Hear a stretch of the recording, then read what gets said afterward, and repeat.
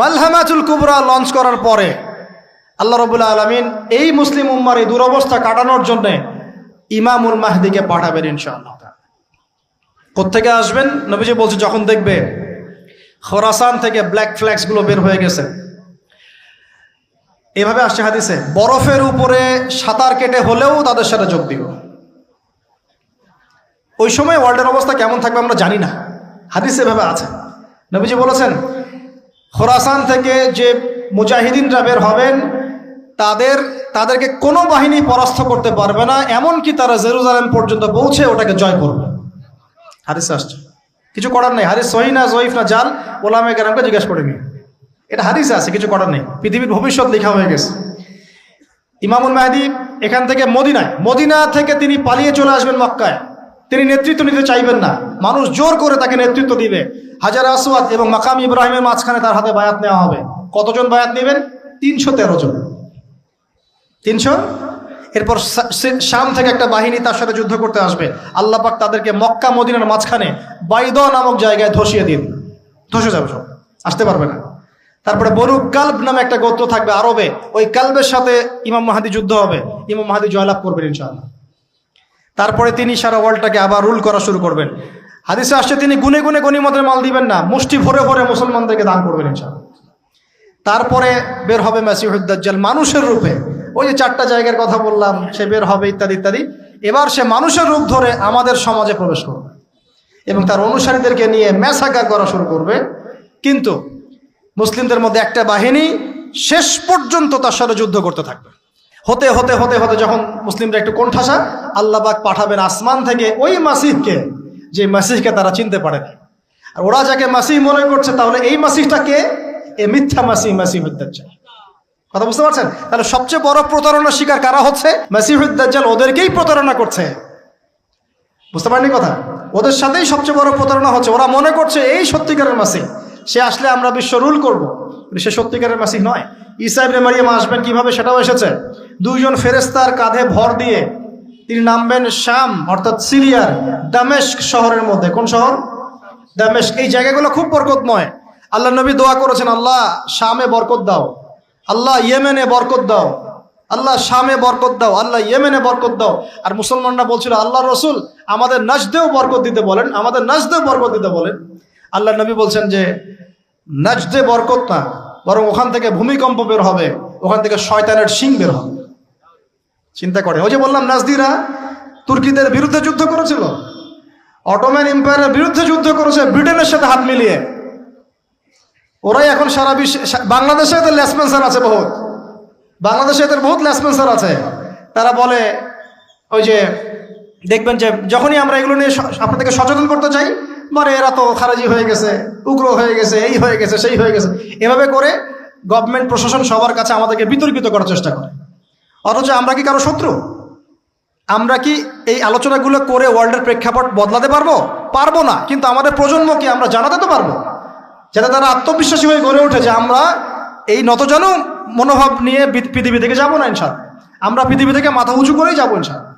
মুসলিমদের হাতেই বিশ্বের বিজয় লেখা আছে, আস্তে আস্তে বিশ্ব ওদিকে যাবে, এটা তো ওদেরকে জানতে হবে। আমরা তো ওদেরকে জানাচ্ছি মাত্র। তো নাশ থেকে বের হবে শয়তানের শিং, এটা বলা হয়েছে। যাই হোক, এখন ঈসা ইবনে মারিয়াম আসবেন এই সিরিয়ার দামেস্ক, চুল দিয়ে টপ টপ করে পানি পড়তে থাকবে, মুক্তা ঝরছে এরকম পানি। তার নিঃশ্বাস যতদূর পর্যন্ত যাবে ততদূর পর্যন্ত কাফেররা মরতে থাকবে। সুবহানাল্লাহ। এমনকি তিনি খুঁজতে খুঁজতে দাজ্জাল পর্যন্ত আসবেন। দেখবেন যে মুসলিমদেরকে অবরুদ্ধ করে রাখা হয়েছে, বলবেন দরজা খুলে দাও, নামাজের ওয়াক্ত হবে, আজান দেওয়া হবে, ফজরের ওয়াক্ত। ভাই আমরা যদি ফজর মিস করি, আমরা আসলে ওই বাহিনীতে যোগ দিতে পারবো না, বেঁচে থাকলেও জানি না আমরা অত বছর থাকবো কিনা পৃথিবীতে, আল্লাহই ভালো জানেন, এটা আমরা জানি না। কিন্তু এই বিজয়ে সুবহে সাদিকের সময় লেখা আছে, আজান হয়ে যাবে, ইমামুল মাহদি তাকে বলবেন ইমামতি করুন আপনি। ঈসা ইবনে মারিয়াম বলবেন না, এই উম্মতের জন্য ইমামতির অধিকার দেয়া হয়েছে। বলেন সুবহানাল্লাহ। তিনি ইমামতি করবেন না, বরং মুক্তাদি হবেন। দরজা খুলে দাও, নামাজ শেষে দরজা খুলে দেওয়া হবে। দাজ্জালকে খুঁজতে খুঁজতে খুঁজতে এই প্যালেস্টাইন, এই জেরুজালেমের বাবে লুদ নামক জায়গায় তিনি পৌঁছাবেন। সেখানে দেখবেন মাসিহুদ দাজ্জাল আছে।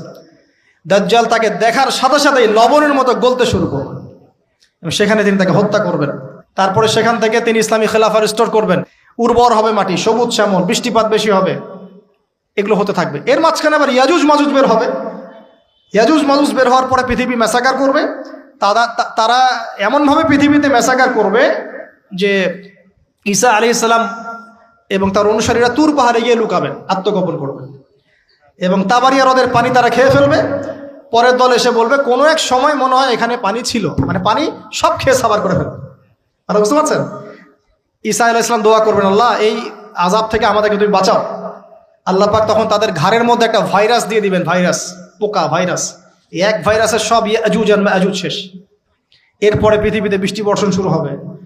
আল্লাহ পাক কোথা থেকে জানি পাখি পাঠাবেন, ওই যে আবাবিল পাখি পাঠিয়েছিলেন না, এরকম কোথা থেকে পাখি পাঠাবেন বড় বড় নখওয়ালা।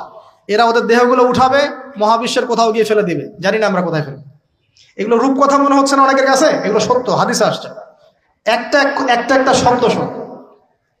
এরপর 40 বছর এভাবে চলে যাবে, ঈসা আলাইহিস সালাম ইন্তেকাল হবে। তারপরে হাদিসে আসছে মানুষ আবারও খারাপ হওয়া শুরু করবে। এত খারাপ হবে, এত জঘন্য হবে যে আল্লাহ শব্দটা বলার মতো একটা মানুষ আর পৃথিবীতে থাকবে না। একটা মিষ্টি মৃদু একটা বাতাস আসবে, এই বাতাস মুমিনদের বগলের নিচ দিয়ে প্রবাহিত হবে এবং যার অন্তরে এক সরিষা দানা পরিমাণ ঈমান আছে, ওই বাতাসে তার জান কবজ হয়ে যাবে। বাকি থাকবে সব এই যে গরু, ছাগল, হাঁস মুরগির মতো মানুষ, গবাদি পশু। আল্লাহ বলার মতো মানুষ নাই, রাস্তা মোড়ে মোড়ে জেনা করবে। এটা আরো অনেক পরের কথা, অনেক পরের কথা। আমরা ওই যুগ দেখতেও চাই না, বাঁচতেও চাই না ওই যুগে, তাই না ভাই? আল্লাহ পাক বলছেন এরপরে, আল্লাহ রাসূল সাল্লাল্লাহু আলাইহি ওয়াসাল্লাম বলছেন এরপরে একদিন সকালে হঠাৎ করে দেখবে কেনা বেচা করতে করতে, কথা বলতে বলতে, পানি পান করতে করতে, খাবার খেতে খেতে এই যে পশ্চিম দিক থেকে সূর্য উঠে গেছে। তার মানে কি ওই দিন কিয়ামত হয়ে যাবে এবং এটা এত ফাস্ট হবে, এত দ্রুত হবে। আল্লাহ রাসূল সাল্লাল্লাহু আলাইহি ওয়াসাল্লাম বলেছেন যে কেউ বাসায় ফিরে যাবে, আহাল পরিবারের সাথে একটা দেখা করবে, এই সুযোগ পাবে না। একদম ইনস্ট্যান্ট একটা বজ্রনীনাদ, প্রচন্ড মানে শব্দ, এটাতে বিকট একটা শব্দে পুরো মহাবিশ্ব তোলপাড় সৃষ্টি হয়ে যাবে, একদম শেষ। এই হলো সিঙ্গার প্রথম ফুক, শেষ, সব ডেট। এই যে আমাদের এত বাহাদুরি, এত কিছু সব শেষ, মানে পৃথিবী আস্তে আস্তে ওর শেষের দিকে যাচ্ছে। এগুলো ভাই বিশ্বাস করেন, পৃথিবীর সমস্ত সংগঠন, জালেম, কাফের, ফাসেক, মুশরিক, মুনাফিক যা আছে পৃথিবীতে, একত্রিত হয়েও এই সত্যটাকে কেউ টলাতে পারবে না। আমরা সারা মুসলমানরা মিলেও যদি এই সত্যটাকে টলাতে চাই, পারবো না। মানে আস্তে আস্তে আলটিমেট গোল এটাই পৃথিবীর। এরপরে কিয়ামত, তারপরে তো আপনারা জানেন কি হচ্ছে, ফামান ইয়া'মাল মিসকালা যাররাতিন খায়রান ইয়ারাহ, এক চুল পরিমাণ যদি ভালো কাজ কেউ করে থাকে তাকে সেটা দেখানো হবে। ওয়া মান ইয়া'মাল মিসকালা যাররাতিন শাররান ইয়ারাহ, এক চুল পরিমাণ খারাপ কাজ আমরা কেউ করে থাকলে দেখানো হবে। তবে যারা লা ইলাহা ইল্লাল্লাহ এই তাওহীদের উপর থাকবে, যত বড় গুনাহ করুক না কেন আল্লাহ মাফ করে দেবে ইনশাআল্লাহ, ইনশাআল্লাহ। কারণ আমাদের জন্য নবী সাল্লাল্লাহু আলাইহি ওয়াসাল্লাম সুপারিশ করবেন। তাই বলে কি আমরা গুনাহ করতে থাকবো এখন? এটা নবী সাল্লাল্লাহু আলাইহি ওয়াসাল্লামের শান, তার মর্যাদা। আল্লাহ রাসূল সাল্লাল্লাহু আলাইহি ওয়াসাল্লাম এই কথা বলে গিয়েছেন যে কবিরা গুনাহগার মুসলমানদের জন্য আমি সুপারিশ করব। তাওহীদের উপর যারা থাকবে ইনশাআল্লাহ জান্নাত, শিরকে থাকলে, কুফরিতে থাকলে জাহান্নাম ছাড়া কোনো গতি নাই। এই হলো পৃথিবীর শেষ। আমরা তো জান্নাতে যেতে চাই কি চাই না ভাই? তাহলে এখন আমরা জানি যে এই অবস্থা কেন হচ্ছে। যখন মানুষের অস্ত্র ধরার সুযোগ থাকে না, তখন তার অস্ত্রই হচ্ছে অস্ত্র। অস্ত্র কি? মানে চোখের পানি, এটাই আপনার অস্ত্র।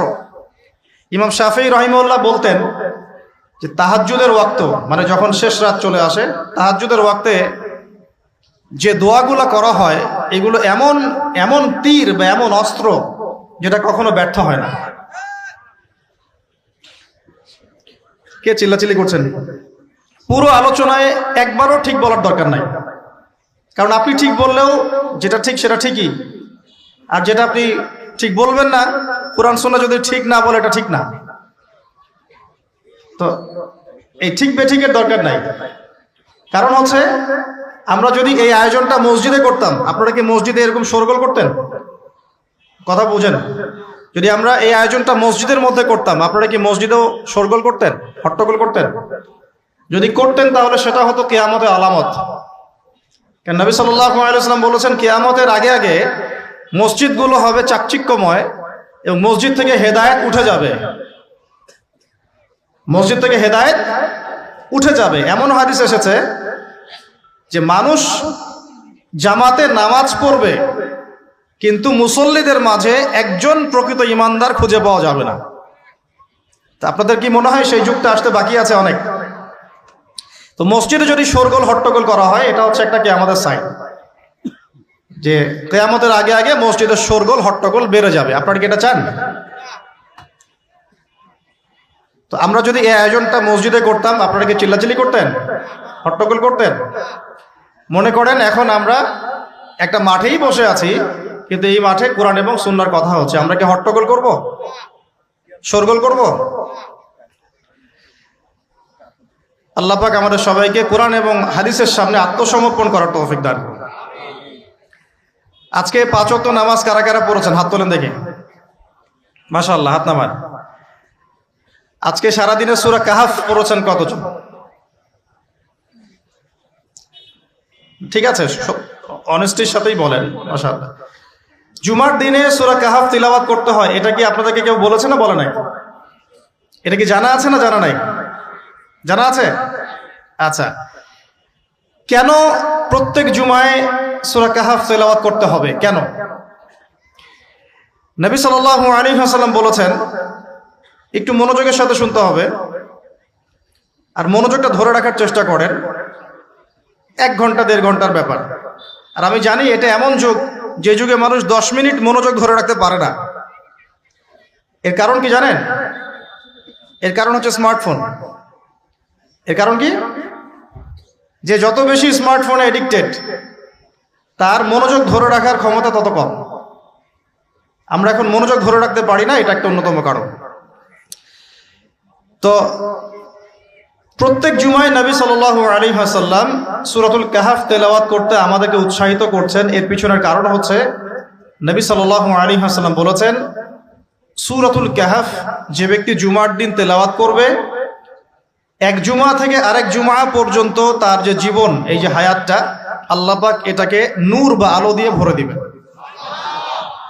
আলোর কেন দরকার হয়? আলোর দরকার হয় কেন? অন্ধকার থেকে নিজেকে বাঁচানো বা অন্ধকারে পথ দেখা, পথ খুঁজে পাওয়া, এই জন্য তো আলোর প্রয়োজন হয় নাকি? তাহলে আপনার জীবনটাকে আলো দ্বারা ভরে দেওয়া হবে। অর্থাৎ আমরা যে পৃথিবীর জীবনে বসবাস করছি, চারপাশে অনেক অন্ধকার আছে, আছে কি নাই? এই অন্ধকারগুলো কাটিয়ে উঠতে আপনাকে সূরাতুল কাহাফ কাজে দিবে ইনশাআল্লাহ। তো নূর দিয়ে ভরে দেওয়ার অর্থ হচ্ছে আপনার জীবনটাকে আল্লাহ পাক ঈমানের নূর দিয়ে ভরে দিবেন ইনশাআল্লাহ। তো সূরা কাহাফের গুরুত্ব আছে না? আচ্ছা, 2, নবী সাল্লাল্লাহু আলাইহি ওয়াসাল্লাম বলেছেন যে সূরাতুল কাহাফ যে ব্যক্তি জুমার দিনে পড়বে এবং এর কমপক্ষে প্রথম 10টা আয়াত মুখস্থ করবে, তার জীবদ্দশায় যদি মাসিহুদ দাজ্জাল বের হয়, এই দাজ্জাল সেই ব্যক্তির কোনো ক্ষতি করতে পারবে না। খুশি হন নাই? একটু বুঝাই আপনাকে যে এই পৃথিবীতে এখন যতগুলো সমস্যা আছে বা যতগুলো ফিতনা আছে, এগুলোকে যদি একত্রিত করি তবুও দাজ্জালের সমান হবে না। নবী সাল্লাল্লাহু আলাইহি ওয়াসাল্লাম বলেছেন, পৃথিবীতে আদম আলাইহিস সালামকে সৃষ্টি করার পর থেকে কিয়ামত পর্যন্ত মাসিহুদ দাজ্জালের মতো ভয়ঙ্কর কোনো ফিতনা আসে নাই, আসবেও না। আল্লাহর এমন কোনো নবী নেই যেই নবী তার কওমকে দাজ্জাল সম্পর্কে সতর্ক করেন নাই। এমনকি নূহ আলাইহিস সালাম পর্যন্ত তার কওমকে দাজ্জাল সম্পর্কে সতর্ক করেছেন। আর আমি মুহাম্মদ সাল্লাল্লাহু আলাইহি ওয়াসাল্লাম তোমাদেরকে একটা বাক্য বেশি বলছি যা অন্য নবীগণ বলেন নাই, সেটা হলো মাসিহুদ দাজ্জাল এক চোখে অন্ধ হবে, তোমাদের রব আল্লাহ তিনি অন্ধ নন। যে ব্যক্তি জুমার দিনে সূরা কাহাফ তেলাওয়াত করবে এবং সূরা কাহাফের প্রথম 10টা আয়াত কমপক্ষে মুখস্থ করে রাখবে, এর হক আদায় করবে, তার জীবদ্দশায় যদি দাজ্জাল বের হয়, দাজ্জাল তার কোনো ক্ষতি করতে পারবে না। পৃথিবীতে যত ফিতনার ফাসাদ এখন দেখছেন, শিরকের ফিতনা, বেহায়াপনা, বেপর্দা, রিবা বা সুদ, মাদক, দুর্নীতি, জুলুম, নির্যাতন, চুরি, ডাকাতি, যত কিছু, সবকিছুকে একত্রিত করলেও দাজ্জালের সমান হবে না। তাহলে আমরা কি এই ফিতনাগুলো থেকে বেঁচে থাকতে পারছি? আপনি কি পর্নোগ্রাফির ফিতনা থেকে মুক্ত? আপনি কি ইন্টারনেট জগতের এই নোংরামি ফিতনাগুলো থেকে মুক্ত? আমি কি মুক্ত? আমি নিজেও মুক্ত না। আপনার সামনে ভালো সাজারও আমার কোনো দরকার নাই।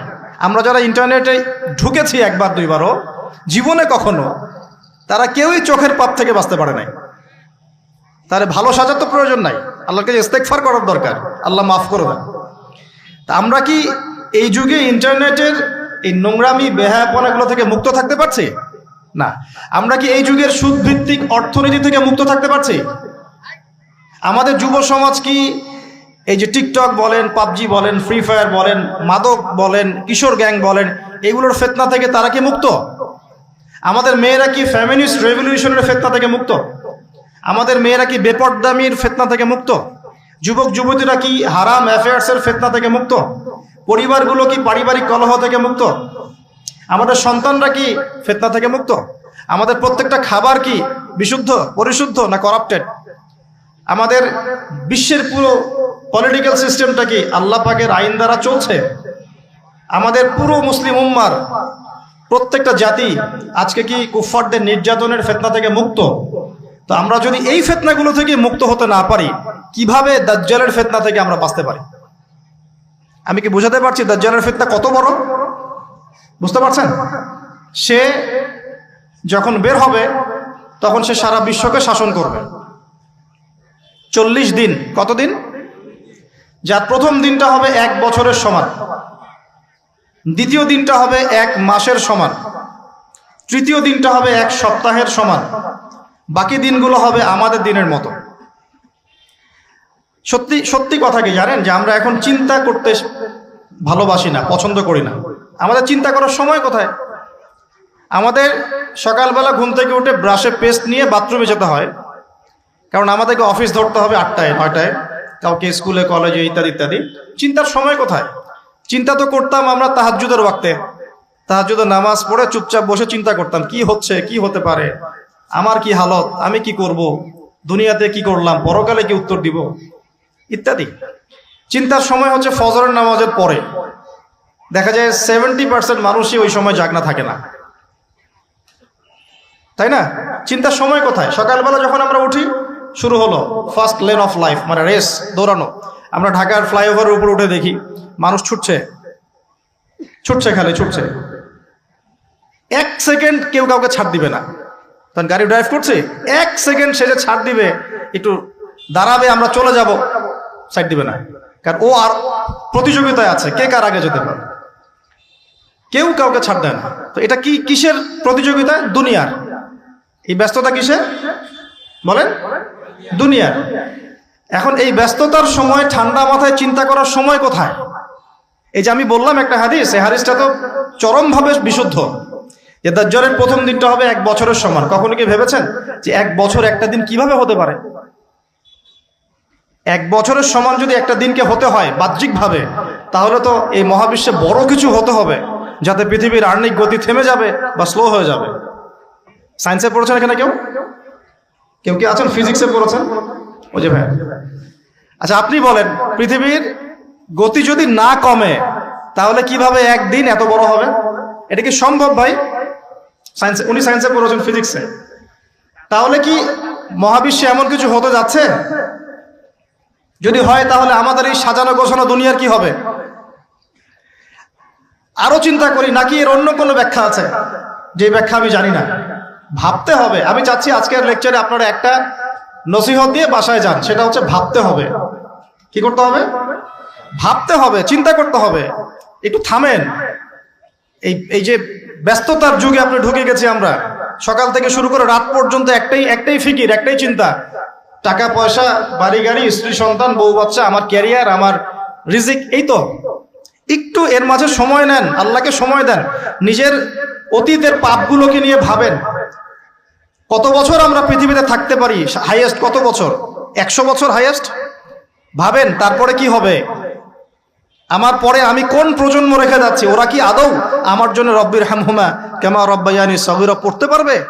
আমি কি ওকে শিক্ষিত করলাম? আলিফ বাও তো চিনে না আমার ছেলেটা, আমার ছেলে আলিফ বাই চিনে না।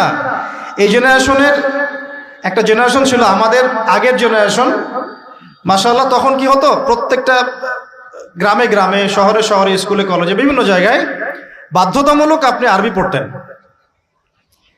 এখন বিশ্বাস করেন তো, আপনি তো বিশ্বাস করেনই, আমি জানি। বিশ্বাস করেন কি যে আপনি এখন আরবি থেকে অনেক দূরে সরে গেছেন? আপনি এই যে পড়াশোনা করেছেন, ওই যে ভাই হাত তুললেন ফিজিক্সে, মিনিমাম 20 বছর, তা আপনি 20 বছরে 20টা সূরা শিখেছেন কি? আমরা আমাদের পরের জেনারেশনকে কোন হালতে রেখে যাচ্ছে, এগুলো কি ভাবতে হবে না, হবে না? আলী ইবনে আবি তালেবের একটা কথা বলি, তাহলে আপনি বুঝবেন। আলী ইবনে আবি তালেবের নাম কি শুনেছেন আপনি? শোনা উচিত ছিল। তারা আপনার আইডল। মেসি নেইমার আপনার আইডল নয়। মেসি নেইমার সৌদি আরবের আইডল। কিসের আইডল? আমাদের আইডল নয়। আমাদের আইডল হচ্ছে মুহাম্মদ সাল্লাল্লাহু আলাইহি ওয়াসাল্লাম, সাহাবায়ে কেরাম, তাবে তাবেঈন, ইমামগণ, মুজতাহিদ কেরাম, মুজাহিদিন। আলী ইবনে আবি তালেব বলতেন যে মানুষ যখন দুনিয়ায় চলাফেরা করে তখন মনে হয় সে ছাড়া দুনিয়াতে আর কিছুই নাই, আর সে এমনভাবে দুনিয়া থেকে চলে যায় মনে হয় সে কখনো দুনিয়ায় ছিলই না।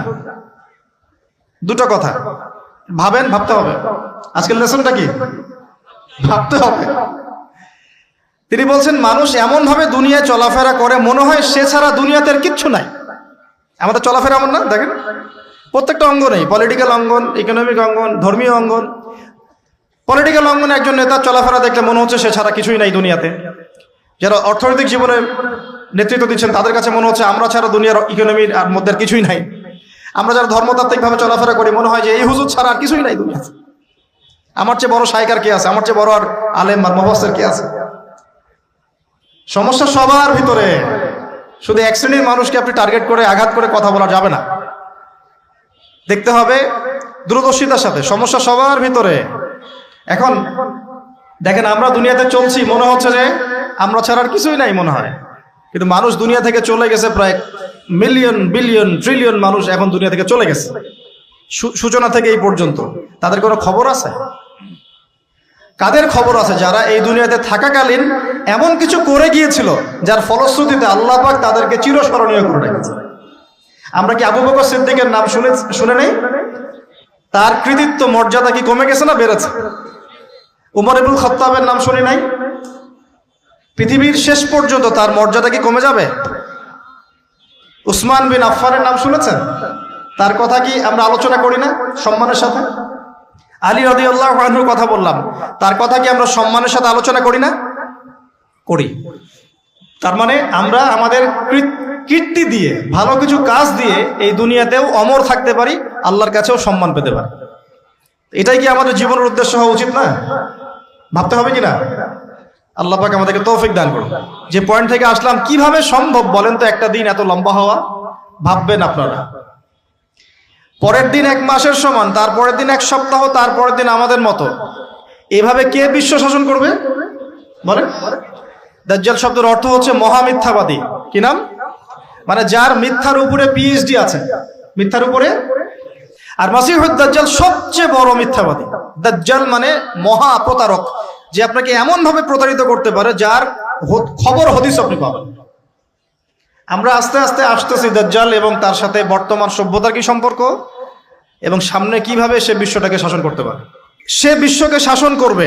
এখন আমাকে বলেন, আমার দিকে তাকান, আমাকে বলেন, একজন ব্যক্তি যদি বিশ্বকে শাসন করতে চায় তার অনুসারী লাগবে কি লাগবে না? একা একা একজন ব্যক্তি বিশ্ব শাসন করতে পারে? ও আচ্ছা, দাজ্জাল কি মানুষ না জিন নাকি? দাজ্জাল কে? এটা ফেরেশতা নাকি জিন না মানুষ? কি? এটাও একটা প্রশ্নের বিষয়। কিভাবে? দেখুন, আল্লাহর নবী সাল্লাল্লাহু আলাইহি ওয়াসাল্লাম বলছেন, নূহ আলাইহিস সালামের সময়ও নূহ আলাইহিস সালাম তার কওমকে দাজ্জাল সম্পর্কে সতর্ক করেছেন। তার মানে পৃথিবীর সূচনা থেকে সে পৃথিবীতে ছিল এবং সে বের হবে শেষ জামানায়, এবং বের হয়ে সে তার অনুসারীদেরকে নিয়ে বিশ্বটাকে শাসন করবে। তার মানে অনেক লম্বা একটা হায়াত সে পেয়েছে। কোন জাতি এত লম্বা হায়াত পায় বলেন তো? কোন জাতি? মানব জাতি এত লম্বা হায়াত পায়? একটা মিস্টেরিয়াস ক্যারেক্টার দাজ্জাল। সে কি? তারপরে দেখুন নবী সাল্লাল্লাহু আলাইহি ওয়াসাল্লাম একটা হাদিসের মধ্যে বলেছেন যে তাকে ওই তামিম দারির ওই দ্বীপে বন্দী করে রাখা হয়েছে। আপনারা হাদিসটা জানেন, অনেকে জানেন। দ্বীপে বন্দী থাকা অবস্থায় তাকে সাহাবীরা দেখেছেন অনেক বিশাল আকৃতিতে, ঠিক আছে। এবং সাহাবীদেরকে সে প্রশ্ন করছিল, তামিম দারিকে প্রশ্ন করছিল যে বাইসানের খেজুর বাগানে খেজুর কি ধরে? বলে হ্যাঁ ধরে। সে বলছে অচিরেই আর ধরবে না। তারপরে বলছে তাবারিয়া